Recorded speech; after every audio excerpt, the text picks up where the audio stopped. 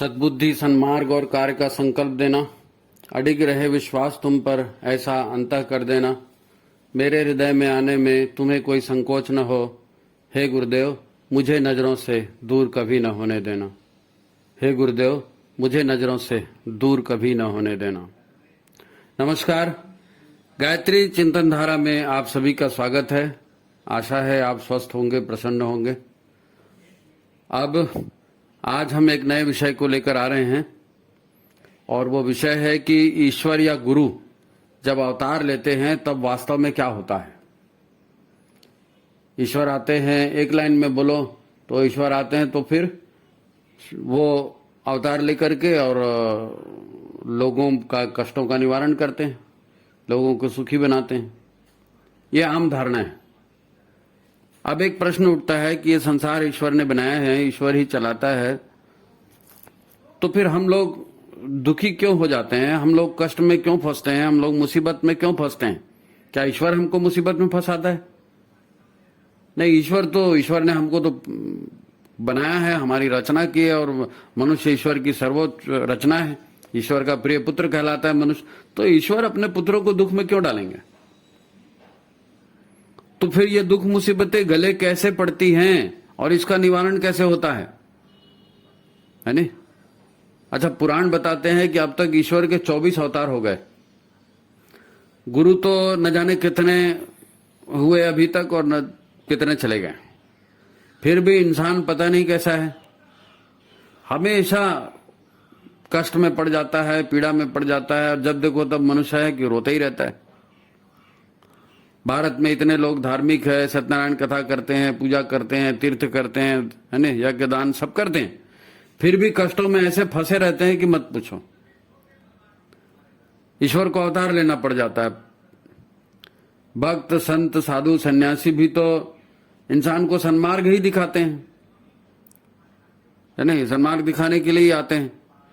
आखिर ये लोग धरती पर बार बार आते हैं, बार बार मेहनत करते हैं, तो इंसान का कोई परमानेंट इलाज क्यों नहीं कर देते कि अब इंसान को दुख नहीं होगा? चलो, हमने ये मैन्युफैक्चरिंग डिफेक्ट था इंसान में, हमने इस डिफेक्ट को सुधार दिया है, इंसान अब तुम दुखी नहीं होगे। अगर ऐसा हमारी नस्ल की वजह से होता है तो एक बार आओ और हमारी नस्ल को ठीक कर दो, तो फिर कभी दुखी ना हो, है नहीं?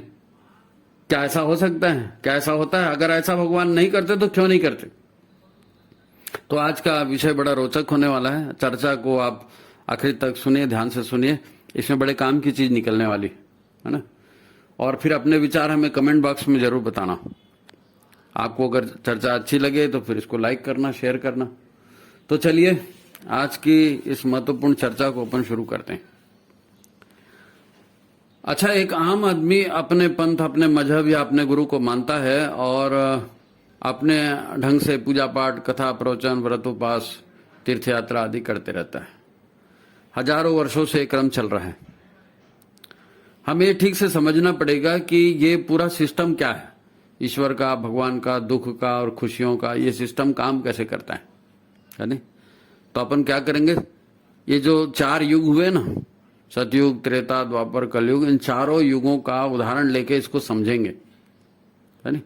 तो पहले युग की बात करते हैं अपन, सतयुग की। तो पहले युग में भगवान नरसिंह का अवतार हुआ है, वो खंबा तोड़कर प्रकट हुए हैं और हिरण्यकश्यप को उन्होंने मार डाला। अब हिरण्यकश्यप कौन था? एक सामान्य व्यक्ति था, खूब तपस्या उसने भी की थी, खूब वरदान भगवानों से प्राप्त किए थे और अहंकार में जो है वो फिर अपने आप मेरे को भगवान मानो ऐसा बोल करके अपनी पूजा करवाने के चक्कर में अत्याचार करता था लोगों पर। लोग त्रस्त हो गए थे। उनका खुद का लड़का जो है भक्त प्रहलाद, वो भी त्रस्त हो गया था। तो भगवान उसकी जान बचाने के लिए पर्सनली आते हैं और पर्सनली जो है हिरण्यकश्यप का वध करते हैं और ये उनका अवतार हो गया। उसके बाद में लोग फ्री हो जाते हैं, फ्रीली जीते हैं, जिसकी पूजा करनी उसकी पूजा अपने रूप से करते रहते हैं। तो ये सतयुग में इस टाइप के अवतार हुए। इसमें हम देखते हैं कि अवतार स्वयं कार्य कर रहे हैं, स्वयं असुर का वध कर रहे हैं और सज्जनों को कष्टों से मुसीबत दिला रहे हैं, है नहीं? यानी लोगों के बीच से ही एक व्यक्ति आता है, साधना करता है, बलशाली करता है, बलशाली बन जाता है और वो सज्जनों को सताता है तो फिर भगवान उसका इंतजाम करते हैं। ये सतयुग की बात। परंतु त्रेता युग में बात बदल जाती है। यहां भी त्रेता युग में हम रावण के प्रसंग का वर्णन करेंगे कि रावण भी इतना बड़ा शिव भक्त था, ब्राह्मण था और बड़ा उसने भी तप किया था और पाताल से लंका आया था, लंका को राजधानी बना करके और अपना साम्राज्य बढ़ा रहा था, आसुरी साम्राज्य। तब उस साम्राज्य से लोग दुखी थे, उनके दुखों को करने के लिए राम जी का अवतार होता है। लेकिन यहां मजे की बात है कि राम जी अकेले नहीं आते हैं, उनके साथ अनेक उनके लीला सहचर आते हैं। लक्ष्मण जी हैं, हनुमान जी हैं, नल है, नील है नहीं, ये सब भगवान राम की अवतार के रूप में जो आते हैं उनकी सहायता करने के लिए ये भी अवतार लेते हैं, अंशा अवतार या जैसा भी आप बोलिए। अच्छा, केवल भगवान नहीं आते त्रेता युग में। सतयुग में जनसंख्या कम थी, कम लोग थे, तो अकेले डायरेक्ट भगवान आए और एक जने को मार के चले गए, काम उनका हो गया। लेकिन त्रेता युग में जनसंख्या बढ़ गई थी और बहुत सारे लोग भी थे, तो फिर उस समय हमको उदाहरण देखने भी मिल जाता है कि भगवान आया, उन्होंने अवतार लिया, तो उन्होंने क्या किया और जो गुरु थे उन्होंने क्या किया। अब गुरु विश्वामित्र भी उसी समय थे, गुरु वशिष्ठ भी उसी समय के थे, महर्षि थे लोग, ब्रह्मर्षि थे, है ना। इनमें कोई भी मतलब कमजोर नहीं था, कोई भी रावण का वध कर सकता था, लेकिन उन्होंने रावण का वध क्यों नहीं किया, है? और वो अपने तप बल से रावण को क्यों नहीं मारे, ये महत्वपूर्ण बात है, इस बात को जानना। वशिष्ठ विश्वामित्र राम जी को सिखाते हैं, राम जी को पढ़ाते हैं, उनको युद्ध के तौर तरीके बताते हैं, दिव्यास्त्र देते हैं। तो गुरु भी रावण को स्वयं नहीं मारते, जो भगवान राम को ताकत दे रहे हैं वो स्वयं भी तो मार सकते थे, लेकिन वो नहीं मारते। सतयुग की तरह इस युग में जो है, त्रेता युग में हाल वैसे ही थे, भक्तजन थे, पूजा पाठ करते थे और असुर लोग उसको तकलीफ पहुंचाते थे, नष्ट करते थे, यज्ञ को भस्म, मतलब यज्ञ का जो है वो विधान तोड़ देते थे, है ना, खंडित कर देते थे यज्ञ को। परंतु अपनी सुरक्षा के लिए मिलकर संघर्ष नहीं करते थे। सतयुग में भी भक्तों ने मिलकर संघर्ष नहीं किया, त्रेता युग में भी भक्तों ने मिलकर संघर्ष नहीं किया। वो सोचते थे कि हम तो सन्मार्ग पर हैं तो भगवान हमको बचाएंगे, है ना। इस चक्कर में ये लोग वर्षों तक भटकते रहे, हर जगह गुहार लगाते रहे कि हे ऋषि आप बचाओ, हे भगवान आप बचाओ, हे भगवान आप बचाओ। सब जगह घूमे, कोई बचाने नहीं आया, है नहीं। तब फिर भगवान के अवतार की योजना बनी, ऋषियों ने और देवताओं ने मिलकर के ईश्वर के अवतार की, विष्णु भगवान के अवतार की योजना बनी। और आप फिर वो कहानी जानते हैं किस प्रकार पुत्रेष्टि यज्ञ हुआ और दशरथ के 4 बेटे हुए और फिर वो बड़े हुए और फिर उसके बाद उन्होंने जाके रावण को मारा, है नहीं। तब तक लोग पिसते रहे, भागते रहे, दर्द से कराहते रहे, लेकिन मिलजुल करके उन्होंने आसुरी शक्तियों का मुकाबला नहीं किया। सज्जन शक्ति एकत्रित कभी नहीं हुई, इसीलिए हारती रही। अच्छा, क्या ऋषियों ने उन्हें बचाया? ऋषियों ने नहीं बचाया। अच्छा, राम जी भी अवतार थे, है ना। यहाँ राम जी ने रावण को मारा जरूर, परंतु अकेला रावण नहीं मरा, बहुत सारे असुर मरे, है ना। और फिर इस युद्ध में जो है हनुमान, नल, नील, विभीषण सब ने बढ़ चढ़ कर काम किया और भगवान राम का जो है सहायता की। भगवान राम, रीछ, वानर, सभी लोगों ने सहायता की और सब लोगों ने मिलकर के लड़ाई लड़ी। बात इस बात की थी नहीं कि सीता का हरण हो गया था, बात इस बात की थी कि पूरे देश पर आसुरी शक्तियों का कब्जा था और सज्जन लोग परेशान थे, लेकिन कोई लड़ने की हिम्मत नहीं करता था। तो राम जी ने हिम्मत की कि मेरी पत्नी को उठा के ले गया, चलो रे लड़ेंगे। उनको लड़ना सिखाया भगवान राम ने, और ऐसा सिखाया कि छोटे से छोटा जो सैनिक था, कोई बंदर था, कोई भालू था, वो भी जय श्री राम करके भिड़ जाता था और बड़ी से बड़ी रिस्क उठा लेता था कि नहीं, हमको भगवान का काम करना है और हम तो करेंगे। यहां गुरु और अवतार की भूमिका क्या है, इस पर ध्यान दीजिए। उनकी भूमिका केवल योद्धा की नहीं है, वो योजना बनाते हैं, वो संगठन बनाते हैं, वो नीति का उदाहरण अपने जीवन में प्रस्तुत करते हैं, युद्ध नीति का, शस्त्रों का, शास्त्रों का ज्ञान देते हैं। ये सारे जो उनकी लड़ाई में लड़े भगवान राम के, सब भक्त ही तो थे।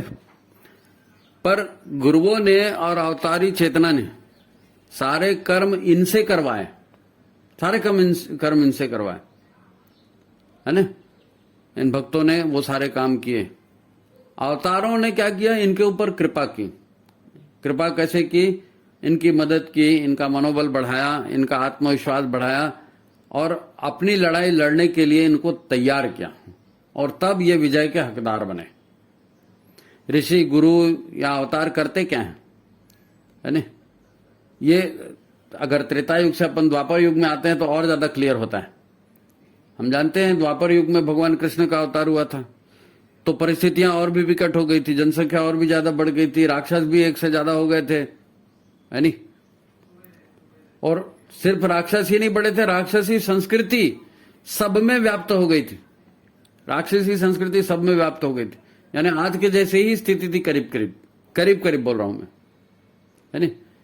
कौरवों के दरबार में आप देख लो ना, एक से एक ज्ञानी, एक से एक संत और इतने संभ्रांत भरे पड़े थे, पर वो भी अनीति का विरोध नहीं करते थे। द्रोणाचार्य हैं, कृपाचार्य हैं, पितामह भीष्म हैं, कौन कम ज्ञानी था जी, कौन कम शक्तिशाली था, है? लेकिन फिर भी महाभारत हुआ, लाखों लोग लड़े और मरे, लेकिन भगवान ने किसी को मारा क्या? नहीं, भगवान ने किसी को नहीं मारा। भगवान तो कसम खाए बैठे थे, मैं तो नहीं लड़ूंगा, मैं नहीं लड़ूंगा। भगवान क्या करते थे? युक्तियां बताते थे, है ना। ज्ञान के नाम पर पूरी गीता बोल डाली उन्होंने, पर भगवान खुद लड़ने नहीं आए, खुद नहीं लड़े। अर्जुन के दिमाग में उन्होंने क्या भरा? अर्जुन उनका शिष्य था ना, भक्त था, उनके दिमाग में ये भरा कि अरे जो पाप करता है, जो अनाचार करता है, वो तो विनाश का भागी हो गया। ये सारे पापी हैं, अपने दुष्कर्मों से कमजोर हो गए हैं, जराजर हो गए हैं, ये तो मरने ही वाले हैं, ये मरने ही वाले हैं। तू नहीं मारेगा तो भी मरेंगे, तो तू लड़ इनसे, अपना धर्म कर्तव्य निभा और मार इनको। ईश्वर तेरे साथ है, सत्य की शक्ति तेरे साथ है, और ये असत्य की शक्ति से खोखले हो गए, तो तू इनको मार और अपना कर्तव्य पालन कर। भगवान क्या करते हैं? कर्तव्य करना सिखाते हैं, वो भक्त से करवाते हैं। तब क्या ये गुरुजन या अवतारी सत्ताएं कोई चमत्कार नहीं दिखाती? नहीं, गुरु या अवतारी सत्ताएं चमत्कार दिखाती हैं। चमत्कार नहीं दिखाएंगे तो लोग उनको मानेंगे कैसे, है नहीं, उन पर विश्वास कैसे करेंगे? क्योंकि जो भी जन्म लेगा, मनुष्य शरीर में आएगा तो मनुष्य के जैसे ही दिखेगा, लेकिन कुछ विशेष काम करेगा तब तो लोग उसके पीछे जाएंगे। तो चमत्कार तो ये दिखाते हैं, बहुत चमत्कार दिखाते हैं, परंतु जिसकी लड़ाई उसे ही लड़नी पड़ती है। भक्त जो संत हैं या भगवान हैं या अवतारी चेतना है, ये ज्ञान देते हैं, प्रेरणा देते हैं, शिक्षा देते हैं और खुद अलग खड़े हो जाते हैं। ये कहते हैं कि हे इंसानों, तुम धर्म कर्तव्य करना सीखो, है ना। ये धर्म को समझाते हैं, कृपा करते हैं, पर यह कहते हैं कि यदि तुम्हें सुरक्षा चाहिए तो तुम पहले धर्म की रक्षा करो। जो ईश्वर का विधान है, विधि का विधान है, उसकी रक्षा करो। मैं तुम्हारी रक्षा नहीं करूंगा, तुम्हारा धर्माचरण ही तुम्हारी रक्षा करेगा। धर्मो रक्षति रक्षिता, धर्म ही रक्षा करने वाले की रक्षा करता है। जो धर्म की रक्षा करता है वो स्वयं अपनी रक्षा करता है, ये उसका सार है, धर्मो रक्षति रक्षिता। तो धर्म का दूसरा नाम ही क्या है? कर्तव्य। यदि आप अपना कर्तव्य नहीं करते तो आप भक्त हैं ही हैं। यदि आप अपना कर्तव्य नहीं करते तो आपको धार्मिक नहीं कहा जा सकता। आप कायर हो सकते हैं, आप भीरू हो सकते हैं। आखिर धर्म कर्तव्य से तुम डरते क्यों हो? ये भगवान कृष्ण अर्जुन से पूछ रहे हैं कि तुम धर्म कर्तव्य से डरते क्यों हो? क्यों गांडीव तुम्हारे हाथ से छूट रहा है? अरे ज्यादा से ज्यादा क्या होगा, है? लड़ाई में मर भी गए तो दूसरा शरीर मिल जाएगा, चिंता क्यों करते हो? तुम तो अजर अमर हो, तुम तो अजर अमर हो। तुमने और मैंने हजारों जन्म लिए, पर तुमको याद नहीं है, मेरे को सब याद है। ये सब कहा ना भगवान कृष्ण ने। अपनी रक्षा स्वयं करनी पड़ेगी भाई। ये कायरता छोड़ो और अपने धर्म कर्तव्य का पालन करो। तब हनुमान जी को देख लो, हनुमान जी भी एक दूसरा उदाहरण है। हनुमान जी, उनसे बड़ा भक्त कोई हुआ क्या? उनसे बड़ा भक्त कोई नहीं हुआ है? और उन्होंने बड़े से बड़ा असंभव जैसा भी रिस्क उठा लिया भगवान के नाम पर, और फिर उन्हें भगवान की कृपा भी मिली उसी प्रमाण में, है नहीं। भगवान राम ने उनको क्या कहा? तुम मम प्रिय भरत ही सम भाई। भगवान राम ने भी उनको इतना प्रेम दिया, इतना अपनत्व दिया, उनको अपना भरत के जैसे भाई माना।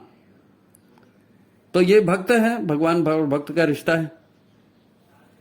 कृष्ण तो साफ साफ कहते हैं कि हर हाल में तुमको धर्म की रक्षा करनी चाहिए, ये तुम्हारा काम है।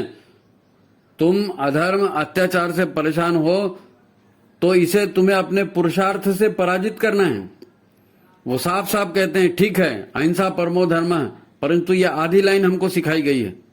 ये आधी लाइन सिखाई गई क्या? अहिंसा परमो धर्म। पूरी लाइन क्या है? पूरी लाइन ये है अहिंसा परमो धर्म, धर्म हिंसा तथैव च। अहिंसा ठीक है, सामान्य काल में अहिंसा नहीं करनी चाहिए, मनुष्य का धर्म है अहिंसा, है ना? अहिंसक होना मनुष्य का धर्म कर्तव्य।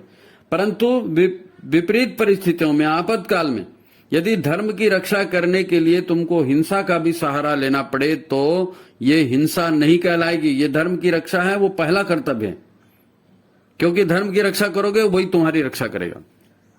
तो अब सतयुग, त्रेता युग और द्वापर युग में हमने देखा, सतयुग में भगवान ने सीधा सीधा भक्त की जान बचाई। अब इस चक्कर में असुर मारा गया। दरअसल सतयुग आम लोगों के जीवन का व्यवहार बेहतर था, जनसंख्या कम थी, है नहीं?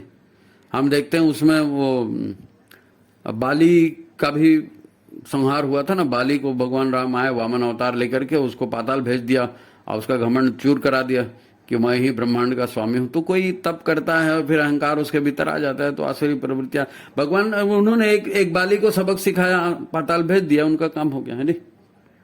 एक बाली के जाने से धर्म की रक्षा ऑटोमेटिक हो गई। वास्तव में गुरु हो या भगवान, वो जब भी आते हैं जीवन जीने की कला सिखाते हैं। कृष्ण को बचपन में परिस्थितियों वश चमत्कार दिखाने पड़े। भगवान अक्सर चमत्कार नहीं दिखाते, पर परिस्थितियां होती हैं तो उनको दिखाना भी पड़ता है। बचपन में उन्होंने चमत्कार दिखाए, जेल में उनका जन्म हुआ तो ताला टूट गया, यमुना में बाढ़ थी तो यमुना ने रास्ता दे दिया, है नहीं?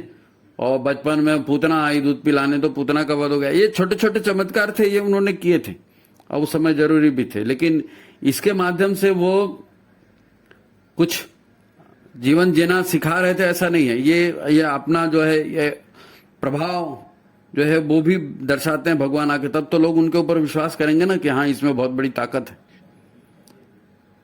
तो कृष्ण तो जीवन भर गुरु और मित्र की भूमिका में ही रहे। सारे काम उन्होंने लोगों से करवाए, ग्वाल बालों से करवाए, पांडवों से करवाए, है नहीं? उन्हें अपनी लड़ाई खुद लड़ना सिखाया। भक्त या शिष्य की छोटी मोटी सहायता जो है भगवान करते हैं या गुरु करते हैं, पर उनका जोर होता है कि लोग स्वयं अपनी पात्रता का विकास करें, अपनी क्षमता का विकास करें और स्वयं समर्थ होकर के अनीति से संघर्ष करें। ये उनकी मेन बात होती है नहीं? अपनी लड़ाई स्वयं लड़ें, भगवान पर भरोसा करके ना बैठें। अब वर्तमान कलयुग की बात है नहीं, इस बात का स्पष्ट प्रमाण है कि मनुष्यता को बचाने के लिए इतने सारे संत आए, इतने सारे समाज सुधारक आए, दुनिया भर में आए, लेकिन लोगों ने उनकी सुनी क्या? लोगों ने उनके नहीं सुनी। और जैसे लोग उस समय एक एक असुर के रूप में अहंकारी बन गए थे, आज तो एक एक आदमी अहंकारी बना हुआ है, असुर बना हुआ है। तो जितने भी अवतार या संत कलयुग में हमको देखने को मिलते हैं दुनिया भर में, इनको लोगों ने मार डाला। वो ईसा मसीह हो, है ना, वो हजरत साहब हो या और कोई भी हो, साधु संत थे, उनको लोगों ने अपने अहंकार के वजह से उनको मार डाला, उनकी नहीं सुनी। तो फिर क्या हुआ? तो दुनिया भर में जो है सनातन धर्म, सनातन संस्कृति का लोप होता चला गया और मनमानी बढ़ते गई, आसुरी प्रवृत्ति, मनमानी माने आसुरी प्रवृत्ति बढ़ते गई। इधर पापाचार बढ़ता गया और गुरुओं पर आक्रमण होते रहे, पर लोगों ने कुछ नहीं किया, तो अधर्म बढ़ता गया, सारी दुनिया में अधर्म बढ़ता गया। सनातन धर्म से, है ना, सनातन संस्कृति मिटती रही। आज केवल भारत के कुछ प्रांतों में सनातन संस्कृति दिखती है ना?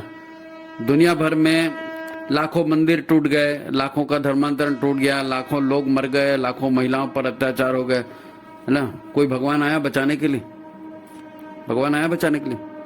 देखो, आपको एक भगवान पर भरोसा करना चाहिए, इसलिए करना चाहिए कि वो सबके हित की सोचते हैं।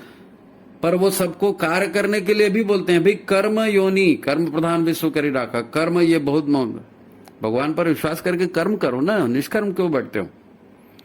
सबसे दर्दनाक उदाहरण जो है ये गुजरात में देखने को मिला था। आपको याद होगा गुजरात का समुद्री तट है, वहां एक जगह है प्रभास पाटन।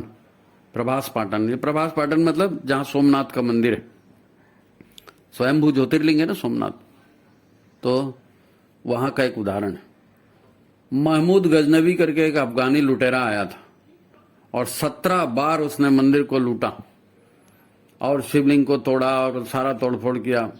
तो उस समय क्या हुआ था, जब पहला आक्रमण हुआ था तब उस प्रभास पाटन के आसपास छोटे छोटे बहुत सारे राज्य थे और आपस में खुन्नस रखते थे, कोई किसी की हेल्प करता नहीं था। और खास प्रभास पाटन जहां सोमनाथ का मंदिर है, वहां राजा भीमदेव उनकी सत्ता थी, राजा भीमदेव उनकी सत्ता थी। तो जब महमूद गजनवी लूटने के लिए आया और लोगों ने चिताया तो लोग, अन्य राजाओं ने क्या कहा, अच्छा है, अच्छा आने दो आने दो आने दो, ये भीमदेव को सबक सिखाना जरूरी। अरे वो भीमदेव को सबक सिखाना नहीं भैया, वो लूट करने आए हैं, वो आपके मंदिर को तोड़ने आए हैं, वो लूट करने आए। नहीं भीमदेव को सबक। तो क्या हुआ, भीमदेव हार गए। अच्छा भीमदेव खुद हारे ऐसा नहीं, वहां पर मंदिर के भीतर का हाल देखो। आप अगर गए होंगे तो सोमनाथ का जो प्राचीन मंदिर था उसके चारों ओर जो है पत्थर की बड़ी दीवार थी और पूरा जो मतलब देवालय था, पूरा जो शिवलिंग के आसपास का क्षेत्र था वो सुरक्षित रखा गया था। लेकिन वहां जो लोग रहते थे, जो रक्षक थे और पंडित पुजारी थे, उनकी मानसिकता क्या थी, वो भगवान के भक्त नहीं थे क्या, भगवान के भक्त वो भी थे, लेकिन उनकी मेंटेलिटी क्या थी, अरे भगवान को कोई क्या कर सकता है, भगवान को कैसे तोड़ सकता है, भगवान महाकाल है, तीसरी आंख खोलेंगे तो तीसरी आंख खोलते ही भस्म कर देंगे। तो कोई महाकाल तीसरी आंख खोल के किसी को भस्म नहीं करते। हुआ वही, महमूद गजनवी आया और सब आपस में फुट में पड़े रहे और वो आया, उसने मंदिर को एक बार नहीं 17 बार लूटा और तोड़ा और ताड़ा और सत्यानाश कर दिया। आज भी तो होता है, आप बिहार बंगाल में देखिए, माँ काली के, माँ दुर्गा के भक्त रहते हैं ना इस क्षेत्र में, तो अभी क्या हो रहा है, नहीं हम दुर्गा की झांकी निकलने नहीं देंगे, ये झांकी यहां से नहीं जाएगी, वहां से नहीं जाएगी। ये उस, आप हिंदुस्तान की बात करें, हिंदुस्तान के भीतर ये होता है। तो कोई देवी आती खप्पर लेके, तलवार लेके और सबको मारती है क्या, कोई देवी खप्पर तलवार लेकर के आती नहीं है। देवी संदेश देती है कि तुम सब मिलजुल करके दुर्गा शक्ति का रूप धारण करो, सब लोग मिलकर के असुरी से लड़ाई करो, और नहीं करोगे तो मरोगे। सब जगह मरे तो भारत में भी मरोगे। आम जनता आज भी यही मानती है कि गुरु या भगवान आएंगे और उनको बचाएंगे। हम तो अमुक के चेले हो गए, हम तो अमुक के शिष्य हो गए, हम तो अमुक को मानते हैं, तो अमुक हमारी रक्षा करते हैं, हमारी बीमारी ठीक करते हैं, हमको ये करते हैं, हमको वो करते हैं। तो वो तुम्हारा करते, तुम उनका क्या करते हो। तो कोई किसी का कुछ नहीं करता भैया, कर्म का है संसार, कर्म करोगे तो बचोगे। आप दक्षिण भारत का उदाहरण देख लीजिए, दक्षिण भारत तक आक्रांता नहीं पहुंचे तो आज भी वहां के मंदिर सुरक्षित दिखते हैं, लेकिन आसुरी प्रवृत्ति तो वहां भी पहुंच गई ना। तो जितना ईसाई धर्मांतरण और जितना इस्लाम का प्रचार प्रसार दक्षिण में हुआ, वहां तो हिंदुओं का जीना हराम हो गया। तो ठीक है मंदिर नहीं टूटे, लेकिन सनातन संस्कृति का तो बाजा वहां भी बज गया, बाजा बज गया वहां पे। भाई व्यक्ति करेगा तो व्यक्ति भोगेगा, समाज करेगा तो समाज उसके फल भोगेगा, राष्ट्र करेगा तो राष्ट्र उसके कर्मों का फल भोगेगा। राष्ट्र भी कर्मों का फल भोगता है। वो आपको गलत बताया गया है, क्या बात है हस्ती मिटती नहीं हमारी। अरे संसार भर से मिट मिट के हिंदुस्तान में आए हो, हिंदुस्तान में भी 7 राज्यों में अल्पसंख्यक हो गए, क्या हस्ती नहीं मिटी। और मिटना किसको कहते हैं भाई, और मिटना किसको कहते हैं। कर्मों का फल मिलेगा आपको। भगवान सिखा रहे हैं कि भैया अपनी लड़ाई खुद लड़ो, धर्मो रक्षति रक्षे, तो आप धर्म की रक्षा के लिए संघर्ष करो ना। अब बगल का उदाहरण ले लो, पाकिस्तान का। भारत और पाकिस्तान एक साथ अंग्रेज बंटवारा करके चले गए। पाकिस्तान जहां बना वहां पर भी सनातन संस्कृति के लोग रहते थे और अच्छी खासी संख्या में रहते थे, लेकिन मार के, दंगा करके, घर जला करके, महिलाओं पर बलात्कार करके और सब तरह से करके सता के आज उनकी जनसंख्या 20, 22 और 35% से हट करके 1-1.5% तक रह गई, 1-1.5%। लेकिन वो संस्कार, वो संस्कार उस देश की जमीन पर रहने वालों में इतने पक्के हो गए कि आज वो आपस में ही लड़ रहे हैं। और आतंकवाद से पाकिस्तान खुद परेशान है, क्योंकि उसने खुद आतंकवाद को पाला है। अब खुद मरो। तो उस समय तुम धर्म की रक्षा करते तो आज धर्म तुम्हारी रक्षा करता, लेकिन तुमने तो धर्म की रक्षा की नहीं, तो अब मरो। तो अपनी लड़ाई स्वयं लड़नी पड़ती है। अब हमने त्रेता युग में देखा, सतयुग में देखा, द्वापर में देखा, कलयुग में देखा, तो क्या सीखे? एक महत्वपूर्ण बात है, और इस बात को गांठ बांध लीजिए, ये जीवन का सार है। ये गुरु परमात्मा और इंसान के बीच का जो कॉम्बिनेशन है, इसका साइंस कैसे काम करता है इसको जान लो। तो इसके 3 बेस हैं, 3 आधार हैं। पहली बात कि ईश्वर कल्याणकारी है, सर्वव्यापी है, विधाता है नहीं? संसार उसी के नियमों से चलता है। कोई माने ईश्वर को या ना माने, लेकिन ईश्वर के नियम ही चलते हैं। दूसरी बात, इस संसार का मूल है कर्म ही इसका मूल है। और जैसे कर्म होंगे, जैसे कर्म के संस्कार होंगे, वैसे ही परिणाम जीवन में आपको मिलेंगे। कर्म के परिणाम मिलेंगे, हर किसी को मिलते हैं। केवल और केवल कर्मों का ही फल मिलता है, और इसी को ईश्वर का न्याय कहते हैं, इसी को ईश्वर की कृपा कहते हैं। उन्होंने विश्व ब्रह्मांड में सभी के कल्याण की नैसर्गिक व्यवस्था बना के रखी है।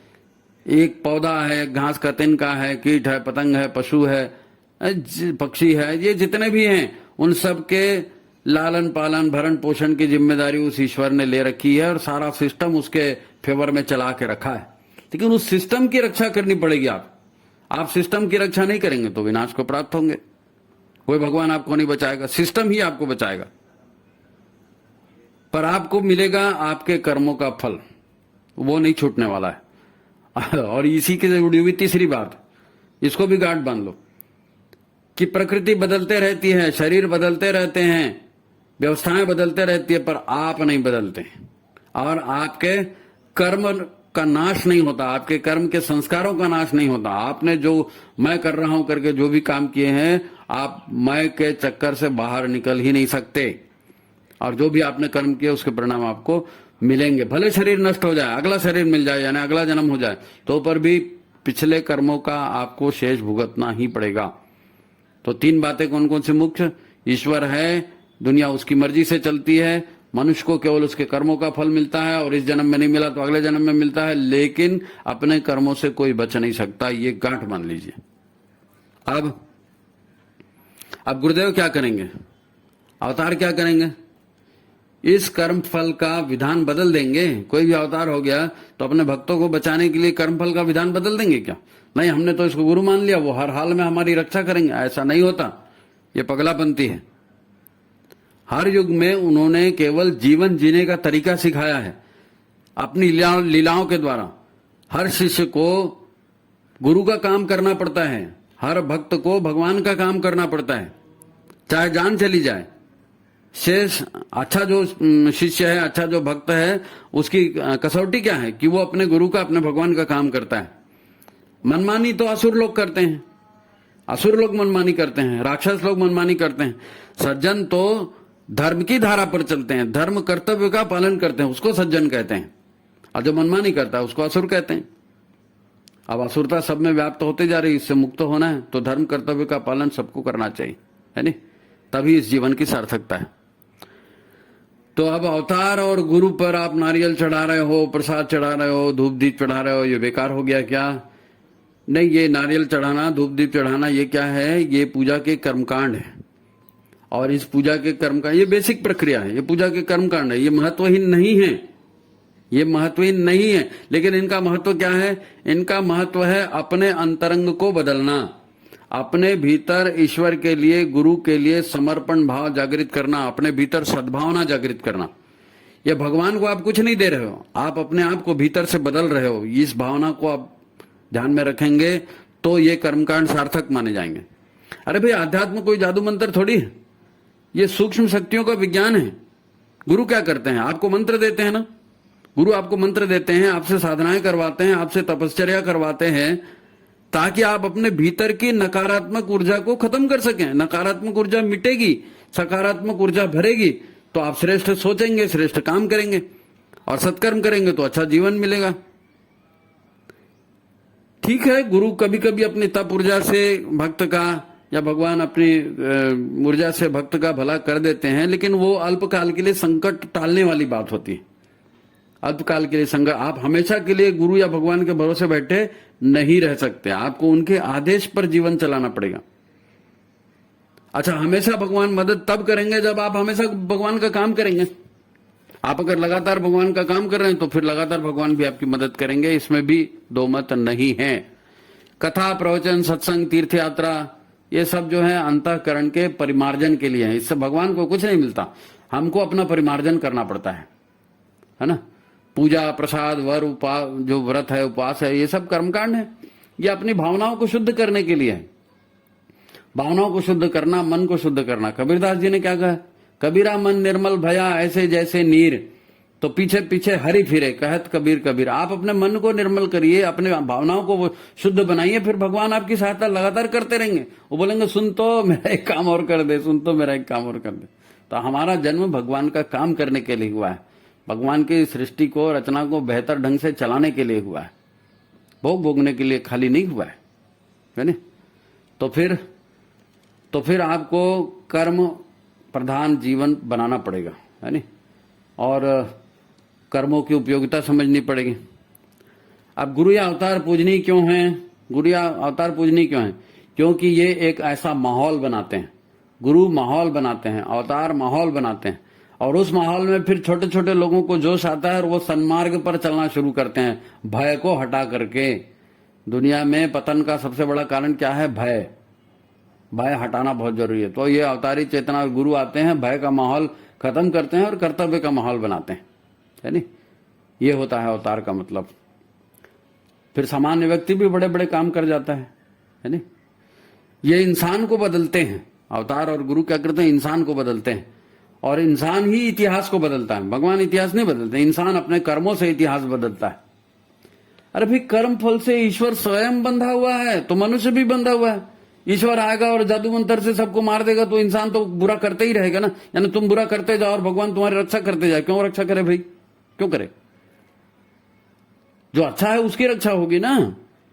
तो कर्म फल से भगवान भी बंधा है, हम भी बंधे हैं। अगर हमको इतिहास बदलना है तो हमको अपने आप को बदलना पड़ेगा। इसी को गुरुदेव ने कहा है कि हम सुधरेंगे युग सुधरेगा, हम बदलेंगे युग बदलेगा। तो ये मतलब है अवतारी चेतना का और गुरु का। तो अब गुरु और अवतार के बारे में किसी तरह की गलतफहमी मत पालना। आप इस जो है चर्चा को 2 बार 4 बार सुनिए और लोगों को भी सुनाइए, बताइए लोगों को। लोगों में बहुत गलतफहमियां हैं, भगवान आएंगे और ये कर देंगे, अमुक हमारा भला कर देगा, तो उस गलतफहमी को मिटाइए। तो ठीक है, आज की बात यहीं समाप्त करते हैं, है ना। अच्छा लगा तो लाइक कीजिए, शेयर कीजिए और आगे इसको बढ़ाइए। तो फिर ठीक है, सबको प्रणाम, नमस्कार।